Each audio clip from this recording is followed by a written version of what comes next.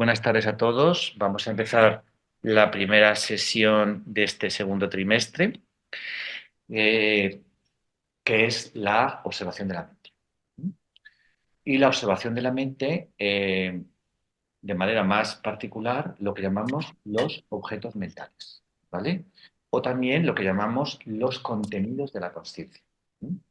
Recordar que un poco para expresar y aclararnos en los términos que habitualmente se utilizan, mente, conciencia, etcétera, pues cada uno tiene una terminología y es importante, de alguna manera, aclarar qué es lo que queremos decir cuando hablamos de mente, qué es lo que queremos decir cuando hablamos de conciencia o qué es lo que queremos decir cuando hablamos de contenidos, objetos mentales o contenidos de la recordar que dentro de este marco nosotros entendemos que la consciencia es la energía que nos permite conocer, aprender y saber, ¿vale?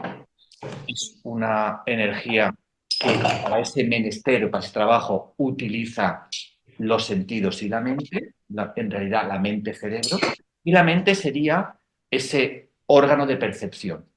La realidad orgánica de la mente sería el cerebro, pero no solamente el cerebro, porque ya está demostrado que neuronas hay en el cerebro, muchos millones de ellas, pero también hay miles y millones de neuronas en el corazón y en el intestino. Hoy en día se habla de la mente como el eje cerebro, corazón, intestino. ¿De acuerdo? Bien.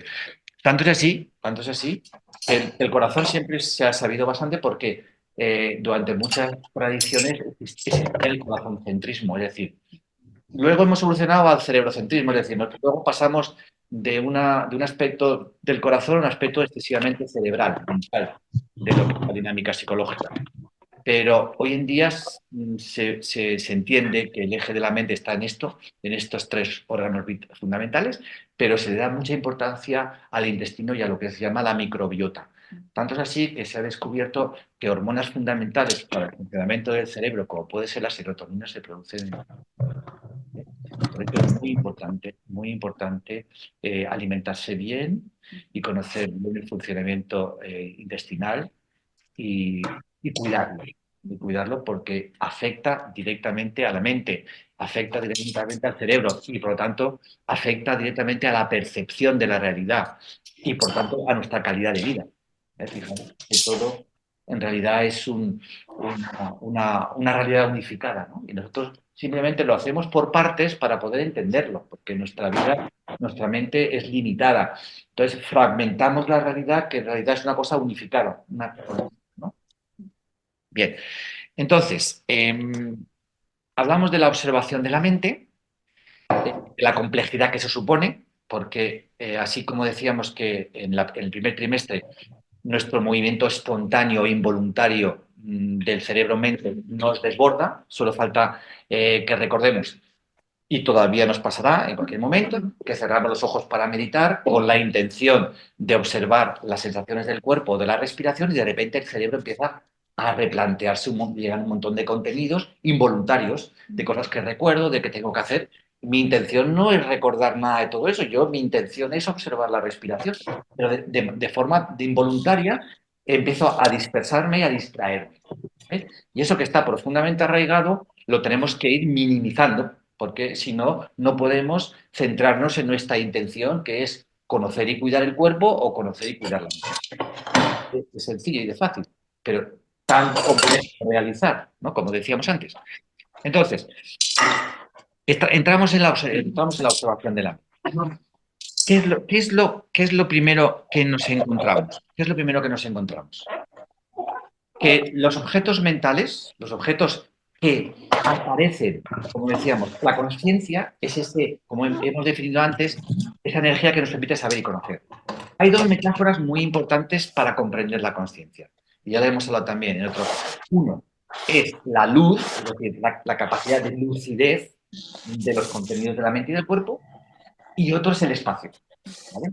Entonces se dice que todo lo que genera la mente, lo que percibe la mente y la reacción de la mente en una serie de objetos mentales que aparecen o los conocemos en el espacio de la conciencia. Lo digo un poco para centrarnos en el marco lingüístico de lo que estamos intentando desarrollar o compartir. acuerdo? Entonces, ¿qué es lo que nos sucede a nosotros? Que nosotros habitualmente vivimos identificados con los objetos mentales. Los objetos mentales prioritariamente, sabéis que son acciones, pensamientos, sentimientos y emociones. ¿De acuerdo? Entonces, ¿qué es lo que nos pasa? Igual que tenemos movimiento espontáneo del cerebro, tenemos un proceso de identificación. Creemos, ¿no? Está dentro de la filosofía un poco más antigua, creemos que lo que pensamos es lo que somos. Creemos que lo que pensamos es la realidad. Y lo que no nos hemos dado cuenta que el pensamiento simplemente es una interpretación personal de la realidad. ¿Correcto? Los pensamientos no es la realidad misma. Los pensamientos es un mapa de la realidad, pero no es la realidad misma. Entonces, lo que sucede es que confundimos el mapa con el territorio. Y tenemos que empezar a distinguir claramente de lo que son pensamientos e interpretaciones mentales y de lo que es la realidad misma, que no es la misma. Esto es básico, a nivel de sensaciones. ¿Qué pasa con las sensaciones? Perdonar que haya alguien que emite unos ruidos inconscientes e involuntarios. Voy a ver a ver quién puede ser. Silenciado. Voy a intentar silenciar a los que no están silenciados. Ahora. Vale, vale. Creo, ya mira, lo hemos acertado. Bien, claro. Entonces, eh, vamos a delimitar un poco, ya hemos hablado de los pensamientos, porque quizás los pensamientos junto con las emociones sean lo que más nos produce identificación y como identificación sufrimiento, ¿vale? Sufrimiento psicológico. Pero para mantener un poco el orden, vamos a empezar por las sensaciones. Vale, ¿qué son las sensaciones? Las sensaciones es lo primero que surge en el cerebro-mente cuando hay una percepción a nivel de los sentidos, ¿vale? ¿Qué sucede con las sensaciones? Que de manera espontánea el cerebro reacciona ante una sensación con un mecanismo de polaridad, de dualidad, que es agradable-desagradable, deseo, rechazo, apego, aversión. ¿Estáis de acuerdo? No sé si... O sea, eso son un poco lo que produce espontáneamente cuando se produce una sensación en el cuerpo a través de una percepción externa. ¿Vale? Esto que tiene su realidad propia, como decía Krishnamurti, su orden propio, que es el orden de la mente, por qué se produce? Porque evidentemente la mente tiene un trabajo específico que tiene que ver con lo práctico y con la supervivencia. La mente está diseñada para proyectar modelos mentales que nos sugieren una supervivencia mejor o mayor. ¿De acuerdo? Y eso está bien, si es que no hay que ir contra la mente. O sea, la meditación, hay mucha gente que, no, es que no hay que pensar, es que la mente es nuestro enemigo, ¿no? Todo eso no, eso no es así. O sea, yo creo que lo que hay que hacer es encontrar el orden de cada energía que existe en el cuerpo. La mente tiene su funcionamiento, el pensamiento tiene su funcionamiento y hay que seguir pensando. No, esto no se trata de no pensar, sino que hay que pensar en ocasión, forma y lugar. Cuando toque pensar, hay que estar pensando. Y cuando no toque pensar, pues no hace falta. Cuando estás viendo una puesta de sol o estás escuchando música o lo que sea, no hace falta estar pensando. No hace falta. El cambio de paradigma es que no hace falta pensar o interpretar continuamente lo que estamos viviendo. ¿Eh? ¿Por qué? Porque muchas veces lo que estamos es añadiendo información innecesaria que tiene que ver con nuestro condicionamiento. Los artistas, la gente creativa, se manejan más por un proceso intuitivo que por un proceso de pensamiento. Por eso lo que se dice es que fluyen con la realidad de una forma diferente. El pensamiento muchas veces lo que hace es que crea una pantalla, un obstáculo entre la realidad y nosotros mismos, que es la interpretación.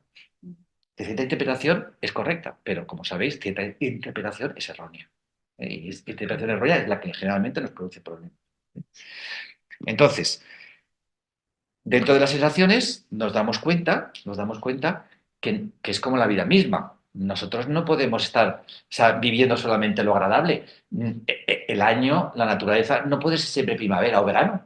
Hay otoño, hay invierno, hay frío, hay lluvia. Es decir, la realidad misma es esto, es todo, ¿no? Y lo que sucede muchas veces cuando el pensamiento o la mente se ciñe a la reacción de las sensaciones es que está continuamente dejando a un lado lo que él estima en su interpretación como desagradable o que no le gusta. Pero es que precisamente muchas de las cosas que nosotros decimos que son desagradables o no nos gustan son las que por otro lado más nos enseñan, ¿correcto? Entonces, ese apego excesivo hacia lo agradable o hacia lo que hemos interpretado como agradable o beneficioso, muchas veces se vuelve en contra de nuestro propio aprendizaje, en contra de nuestra propia dinámica natural de la vida. Y vivimos en un mundo que nos hemos creado como lo agradable que nos gusta, pero choca con la realidad misma y por eso surge el sufrimiento y la frustración, porque pensamos que el mundo es solamente eso que nosotros pensamos que es lo que nos gusta, a lo que, no, a lo que deseamos y a lo que nos hemos apegado. ¿Vale? Entonces tenemos que intentar darnos cuenta cómo funciona la mente a nivel de sensaciones y, por supuesto, qué es la ecuanimidad. Tenemos que vivir lo agradable, pero vivir lo agradable sin apego, sabiendo que eso va a cambiar como todas las cosas y vivir lo doloroso o lo aflictivo sin resistencia. ¿Por qué? Porque cuando no le damos resistencia a eso que es difícil, de ahí sacamos un aprendizaje. Si no aprendemos, es como al niño pequeño, si tú al niño pequeño le pones en una bola fuera del mundo y lo tienes súper protegido y no interactúa y no tiene dificultades, pues ese niño vive en una realidad que al final se vuelve en contra suya. Tienes que permitir que la realidad lo toque, lo afecte y él pueda aprender y pueda valerse por sí mismo, ¿correcto? Pues es un poco lo mismo. O sea, tenemos que aceptar que lo difícil, lo aflictivo y lo doloroso tiene un mensaje de enseñanza fundamental para nuestro propio crecimiento. Y no podemos desecharlo o resistirlo. Tenemos que aceptarlo y vivirlo con inteligencia, pero aceptarlo, ¿no? Y a lo agradable, no podemos estar continuamente viviendo de lo agradable. ¿Por qué? Porque eso nos genera un estado adictivo, lo que se llama el círculo de siempre más. ¿Sabéis? Porque eso es una cosa que todos lo hemos experimentado, que lo agradable no tiene límite. O sea, tenemos 3, queremos 5, tenemos 7, queremos 9. Es lo que llaman los budistas la insatisfactoriedad. O sea, si nosotros pensamos que la felicidad depende de lo externo, o sea, de las formas, es lo que los budistas llaman dukkha, o sea, viviremos en una vida insatisfactoria, en el sufrimiento psicológico, porque es que eso en realidad no se acaba nunca. ¿Vale? Bueno, pero eso ya lo iremos viendo, eso me he adelantado a la sesión. ¿Vale? Entonces, dentro de los objetos mentales que genera la mente o percibe la mente, ¿vale? Y que aparecen en el espacio de la consciencia, hoy vamos a delimitar un poco estos objetos mentales a dos de ellos, ¿no? Hemos dicho las sensaciones y los pensamientos. Las sensaciones, cómo funciona nuestra mente para poder observarlos, porque aquí lo que estamos haciendo, ¿qué es? Esa forma mental del observador, lo que intenta generar es una perspectiva sobre lo observado, ¿correcto? Hay dos metáforas muy buenas para darnos a entender cuál es esta postura mental del observador. Una de ellas es la del explorador de la naturaleza, por ejemplo. ¿Sabéis? Estos exploradores que salen en National Geographic, ¿no? Que quieren observar la naturaleza, quieren ver cómo funcionan los animales, cómo funciona la vida. ¿Ellos qué hacen? Se introducen dentro de esto y se quedan al margen, ¿no? O sea, se camuflan para generar una perspectiva en la cual de manera objetiva puedan ver el funcionamiento, ¿no? Generan una distancia suficiente para que la dinámica de la vida surja sin interferencias. O sea, el observador tiene que generar esa distancia para no interferir en lo observado. ¿De acuerdo? Esa es la primera postura. Otra metáfora que muchas veces también en psicología hemos utilizado es la postura, la distancia por elevación. ¿Qué quiere decir la postura por la perspectiva? O sea, hablábamos de que hay como dos dinámicas en la vida, la dinámica lineal y la dinámica vertical, ¿no? Entonces, en la dinámica lineal de la mente, que es lo habitual, nosotros estamos identificados con la maraña de objetos mentales. Es como si, por ejemplo, imaginaros que estuviéramos en la calle en una manifestación o en un desfile. y nosotros estuviéramos en la línea de la manifestación. Nosotros no sabemos lo que pasa porque estamos identificados, estamos en esa línea que no tenemos perspectiva, ¿vale? Pero imaginaros que por un lado, por un momento pudiéramos subirnos a un balcón, y tuviéramos esa elevación, veríamos la perspectiva de todo lo que es la manifestación y entonces nos daríamos cuenta que una cosa somos nosotros y otra cosa es la manifestación o el desfile. En el desfile estamos todos en una cosa, ¿correcto? No sé si con esta metáfora intento comunicar lo que quiero explicar.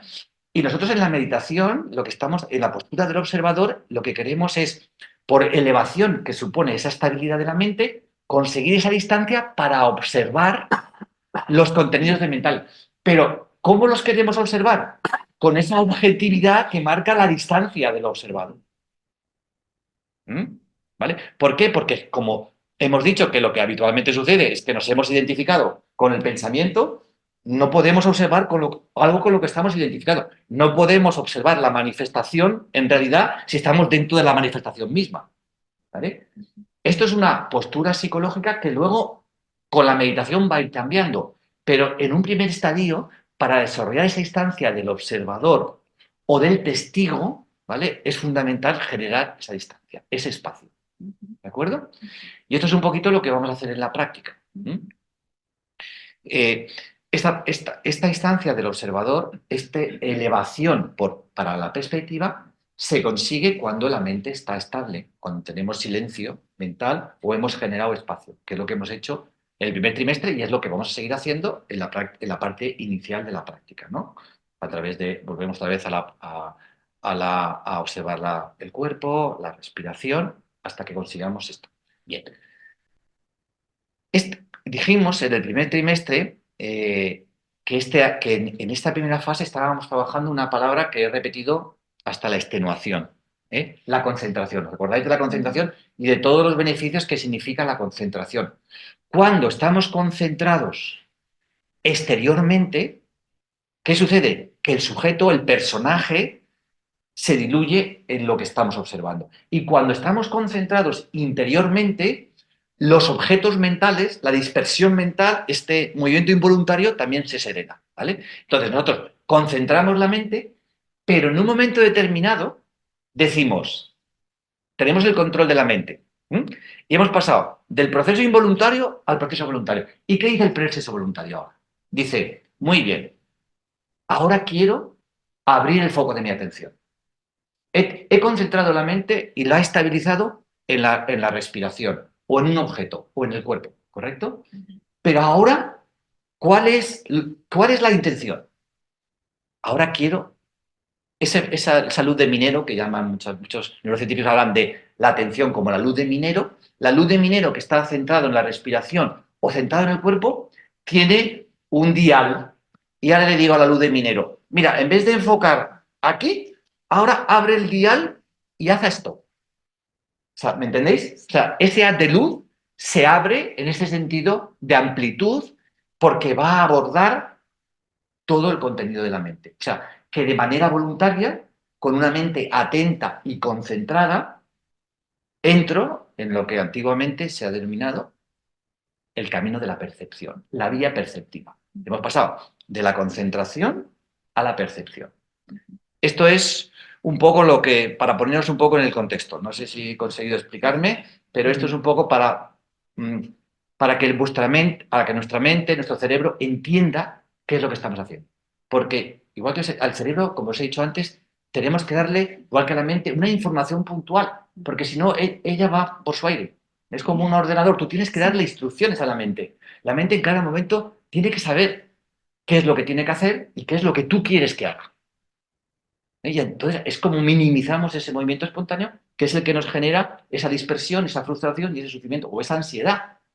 Porque, claro, empieza a hiperestimularse y se vuelve loca. Entonces, tranquila, coger las riendas del caballo. Y bueno, tú eres un caballo estupendo, pero el que manda soy yo. Y vamos a ver qué es lo que yo quiero en este momento para mi crecimiento, para mi conocimiento y para mi cuidado personal. ¿De acuerdo?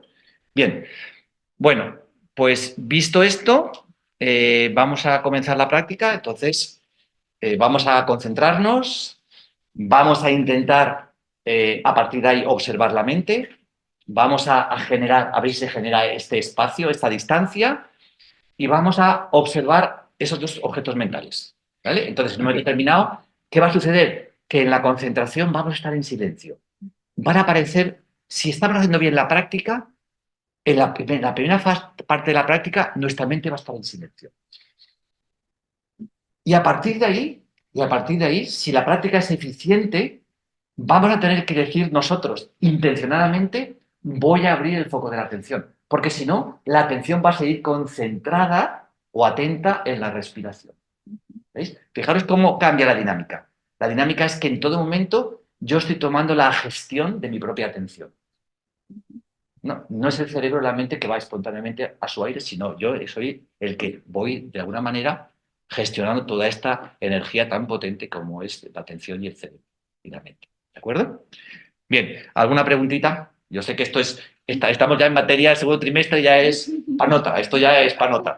Y además, como decía, pues estamos con la loca de la casa, tiene mucha, mucha, mucha tela. Y esto hay que ir despacito, con cariño, ¿eh? No os acordéis nunca, no olvidéis nunca la compasión. Siempre hay que conectar con el corazón, porque esto es complejo. Y muchas veces, no toda, hoy vamos a hablar de las sensaciones y vamos a hablar de los pensamientos, pero imaginaros cuando entremos en el mundo emocional.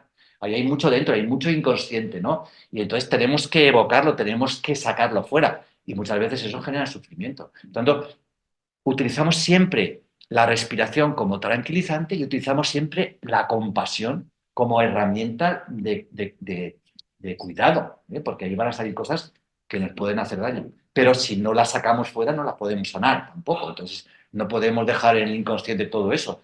Tenemos que estar preparados para cuando salga toda esa emoción aflictiva, tengamos las herramientas suficientes para poder sanarlas y equilibrarlas y autorregularlas. ¿De acuerdo? Voy a ver un poquito de agua y vamos a empezar con la práctica.